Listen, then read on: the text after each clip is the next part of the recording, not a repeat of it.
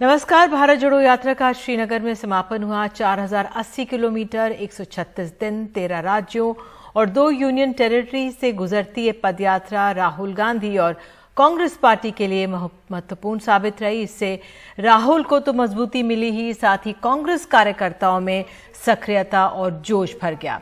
राहुल गांधी ने आज एक लंबा और भावुक भाषण भी दिया, जिसमें उन्होंने यात्रा के दौरान अपने अनुभवों, उनसे मिली सीख, उनके परिवार ने झेली हिंसा, सुरक्षा में लगे लोगों के परिवारों पर असर, कश्मीरियत के मायने, कई वाक्य साझा किए।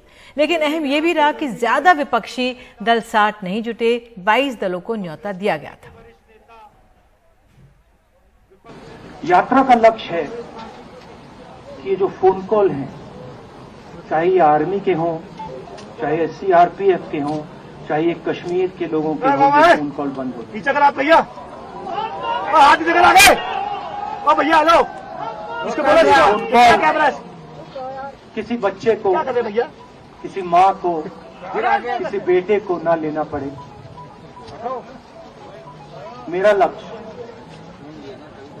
ये जो फोन कॉल हैं, इनको बंद करने का है। यहाँ खड़े होते हुए गर्व महसूस हो रहा है कि कांग्रेस पार्टी ने एक ऐसी यात्रा की जिसकी ओर पूरा देश देख रहा है और पूरे देश ने इसका समर्थन किया। आज जो राजनीति देश में चल रही है, यहाँ खड़े होकर मैं कह सकती हूँ, उस राजनीति से देश की भलाई नहीं हो सकती। जो राजनीति बांटती है, तोड़ती है, वो देश का नुकसान करती है। भारत यात्रियों ने हमें दिखाया, एक रास्ता दिखाया है, प्रेम का रास्ता, एकता का रास्ता, सबको एक साथ लेकर चलने का रास्ता। आपने हमारे देश में एक रोशनी की किरण दिखाई है और मेरी आशा है कि ये देश में फैलेगी, नफरत खत्म होगी और प्रेम इस देश को आगे बढ़ाएगा और आप सबको एक साथ जोड़ेगा। उधर बिहार की राजनीति भी गर्मा रही है। मुख्यमंत्री नीतीश कुमार ने आज कहा है कि वो मर जाना पसंद करेंगे, लेकिन बीजेपी के साथ फिर से जाना उन्हें कबूल नहीं है। हम लोग तो सवाल ही नहीं पैदा होता है, मर जाना कबूल है, उनके साथ जाना हमको कभी कबूल नहीं है, ये अच्छी तरह जान लीजिए। सोमवार को राष्ट्रपिता महात्मा गांधी को श्रद्धांजलि देने के बाद जनता दल यूनाइटेड सुप्रीमो नीतीश कुमार अपने पुराने सहयोगी बीजेपी के साथ फिर टकराव की मुद्रा में दिखे।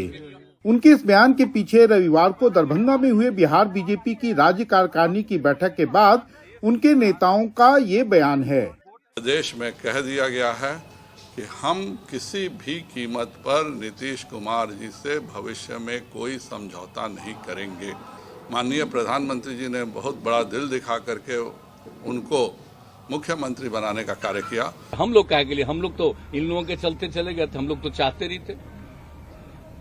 तो अटल जी का जो भी था, लाल कृष्ण आडवाणी जी का सब कुछ का था, तो हम लोग तो उनके पक्ष में थे ना। तो ये लोग आ गया, तब तो नया पार्टी इन लोगों का हो गया। नीतीश के लिए ये बयान इस लिहाज से भी जरूरी था कि बीते वर्षों में उनके पाला बदल को लेकर बहुत सी टीका टिप्पणियां होती रही हैं। नीतीश कुमार के आज के बयान पर वो चाहे विपक्षी बीजेपी हो या उनके कोई अन्य आलोचक, सब यही कहकर सवाल खड़ा कर रहे हैं कि नीतीश कुमार ने पूर्व में भी विधानसभा के अंदर जब राजद के साथ सरकार में थे तो उन्होंने कहा था कि मिट्टी में मिल जाऊंगा लेकिन बीजेपी के साथ नहीं जाऊंगा।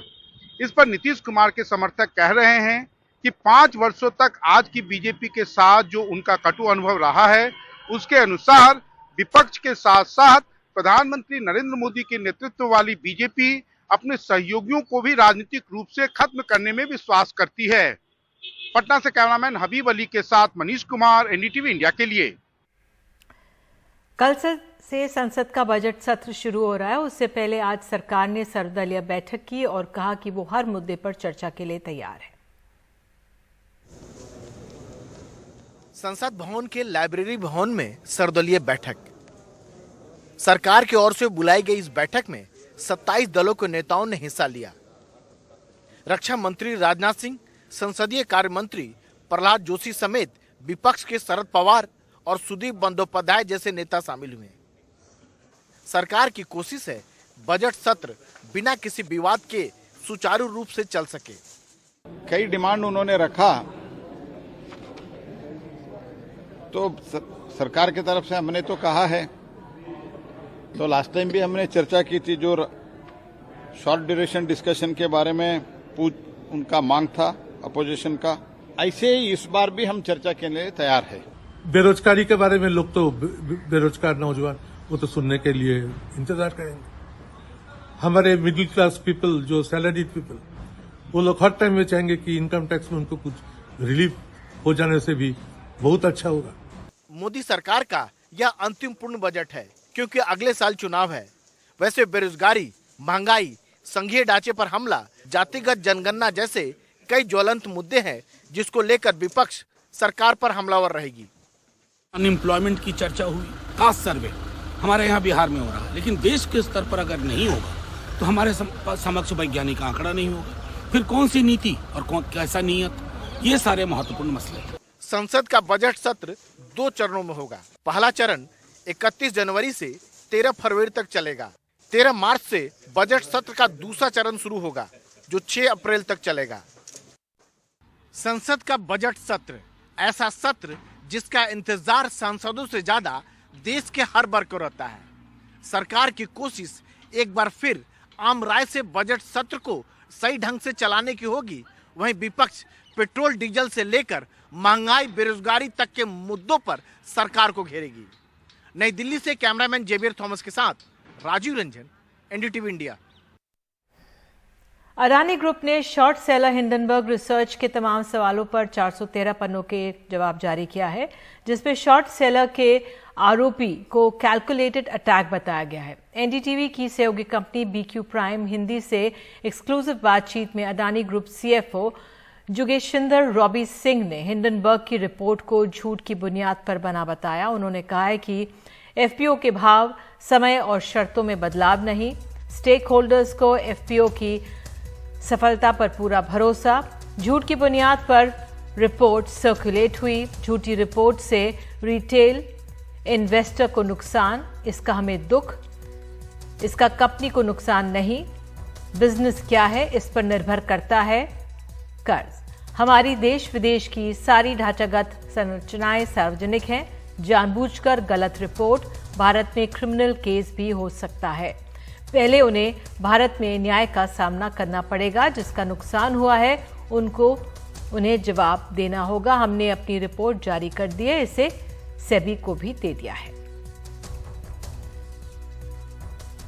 फंडामेंटल लेवल पे जहां से एईएल का वैल्यू आएगा वो कुछ चेंज नहीं हो रहा है, और ये उनको समझना चाहिए। दूसरा, उनको एक बात और समझना चाहिए कि ये जो रिपोर्ट है, जब हमने अपना संडे को रिपोर्ट निकाला, उसमें ये क्लियर है कि ये रिपोर्ट मिसरिप्रेजेंटेशन और ये रिपोर्ट झूठ के बुनियाद पे बना हुआ है, और ये झूठ के बुनियाद का रिपोर्ट सर्कुलेट हुआ है। उसका हमें दुख भी है, बिकॉज उससे रिटेल इन्वेस्टर का नुकसान हो सकता है और हुआ भी होगा, और कईयों को हुआ। तो ये झूठ के बुनियाद की रिपोर्ट सर्कुलेट हुई, अपने रिटेल इन्वेस्टर को यहां पे लॉस हुआ, तो ये एक अलग लाइन चलेगी इन्वेस्टिगेशन की, और उसके बाद जो होगा वो आगे उसका देखेंगे। बट ये जो रिटेल के साथ हुआ है, इसका हमें दुख है।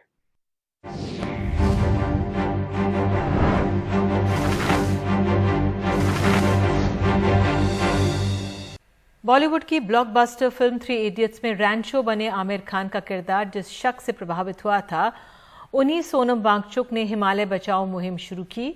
आज उनके 5 दिन के अनशन का आखिरी दिन था। सोनम वांगचुक लद्दाख के लेफ्टिनेंट गवर्नर पर बड़े आरोप लगा रहे हैं, और उनका कहना है कि वहां सिर्फ एलजी की मनमानी चल रही है।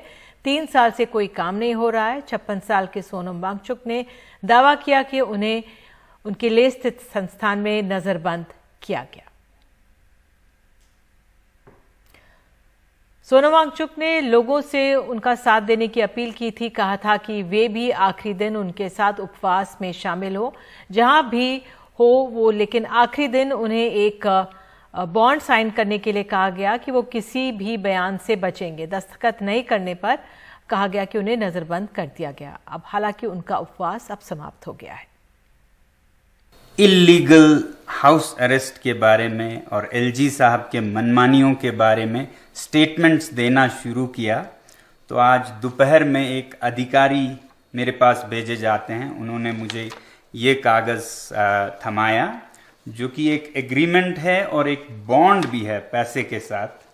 अब देखिएगा वो क्या कहते हैं, इस पे मुझे साइन करना है। That I undertake that I will not make any comments और issue statements or make public speeches, hold, participate in public assemblies, any activity related to recent events in Leh district at present time, since it has potential for endangering peace.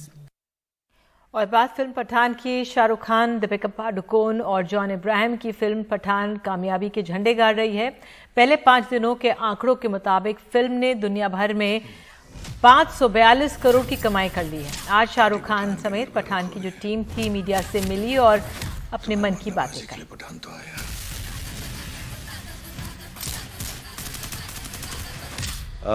But it's nice to be back. मैं जल्दी में कभी नहीं रहता कोई film ख़त्म करने के लिए, क्योंकि मेरा हमेशा ये जेन्युइन डिज़ायर है। ये सिर्फ एक्टर की तरह नहीं बोल रहा, इंटरव्यू में नहीं बोल रहा। मेरी जेन्युइन डिज़ायर ये रहती है कि मैं लोगों को खुशी बांट सकूं, और जब मैं उसमें फेल होता हूं किसी को इतना दुख नहीं होता जितना मुझे दुख होता है। तो मैं बहुत खुश हूं कि मैं आप लोगों को खुशी बांट सका, और उन लोगों के से बांट सका जो मेरे बहुत ही करीब हैं। To get me and give me a chance to come at the time when I wasn't working and allow me to be a part of this film, I will ever be grateful to Aditya Chopra and Siddharth and then to Deepika of course. मैं उसको grateful नहीं कहता, मोहब्बत कम हो जाती, but I just want to say to be part with friends and enjoy this film।